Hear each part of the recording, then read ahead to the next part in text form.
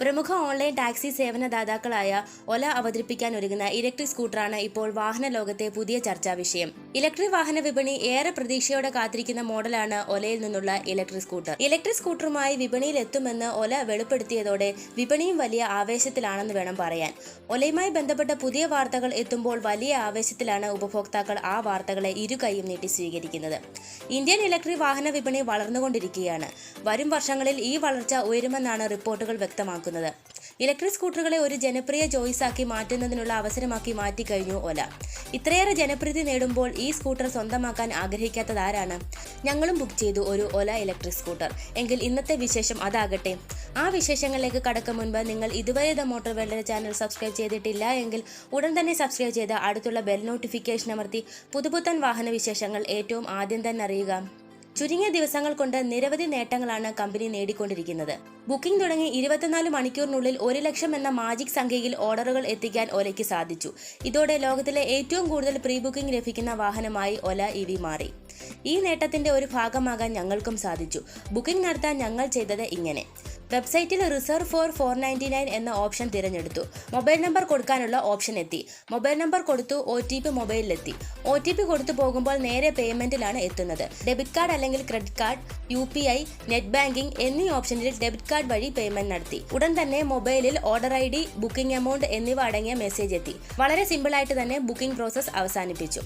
വാഹനം വാങ്ങുന്നില്ലെങ്കിൽ ക്യാൻസൽ ചെയ്യാനും സാധിക്കും. ബുക്ക് ചെയ്ത കാശ് 7 മുതൽ 10 വർക്കിംഗ് ഡേയ്സിനുള്ളിൽ റീഫണ്ട് ചെയ്യുന്നതാണ്. പ്രശസ്തരായ പലരും ഇതിനോടകം തന്നെ ഒല ഇലക്ട്രിക് സ്കൂട്ടർ ബുക്ക് ചെയ്ത് കഴിഞ്ഞു.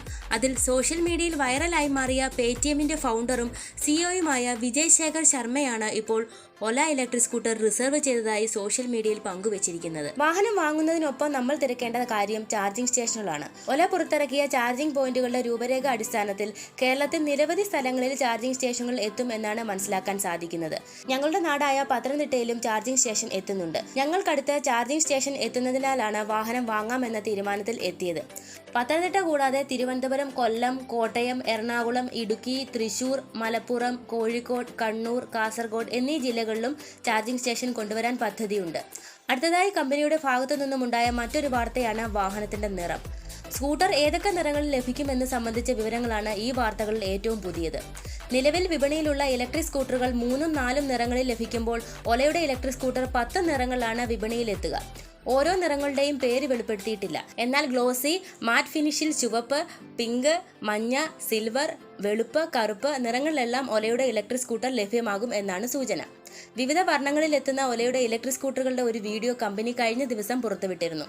എല്ലാവിധ ഊഹാപോഹങ്ങൾക്കും അവസാനം നൽകി ഉടൻ തന്നെ കമ്പനി വാഹനത്തിന്റെ പേരും വിലയും സവിശേഷതകളും പുറത്തുവിടുമെന്ന് കരുതുന്നു. ഈ വിഭാഗത്തിലെ ഏറ്റവും മികച്ച സ്പീഡ്, ഏറ്റവും വലിയ ബൂട്ട് സ്പേസ്, അതിനൂതന സാങ്കേതിക വിദ്യ തുടങ്ങിയവ ഒല ഇലക്ട്രിക്കിൽ നിന്നുള്ള വിപ്ലവകരമായ ഉൽപ്പന്നത്തെ ഉപഭോക്താക്കൾക്ക് വാങ്ങാൻ കഴിയുന്ന ഏറ്റവും മികച്ച സ്കൂട്ടറാക്കി മാറ്റും എന്നാണ് കമ്പനി പറയുന്നത്. കമ്പനിയുടെ ആദ്യ ഇലക്ട്രിക് വാഹനത്തിന് ഇന്ത്യയിലുടനീളമുള്ള ഉപഭോക്താക്കളിൽ നിന്ന് ലഭിക്കുന്ന അതിഗംഭീരമായ പ്രതികരണത്തിൽ ആവേശഭരിതനാണെന്ന് ഒല ചെയർമാനും ഗ്രൂപ്പ് CEOയുമായ ഭവിഷ് അഗർവാൾ പറയുന്നു. ഒല സ്കൂട്ടർ ബുക്ക് ചെയ്ത് EV വിപ്ലവത്തിൽ പങ്കെടുത്ത എല്ലാ ഉപഭോക്താക്കൾക്കും നന്ദി അറിയിക്കുന്നതായും അദ്ദേഹം വ്യക്തമാക്കി. വാഹനത്തിന്റെ അരങ്ങേറ്റം അടുക്കുംതോറും പുറത്തുവരുന്ന വാർത്തകൾക്ക് വലിയ സ്വീകാര്യതയാണ് ലഭിക്കുന്നത്.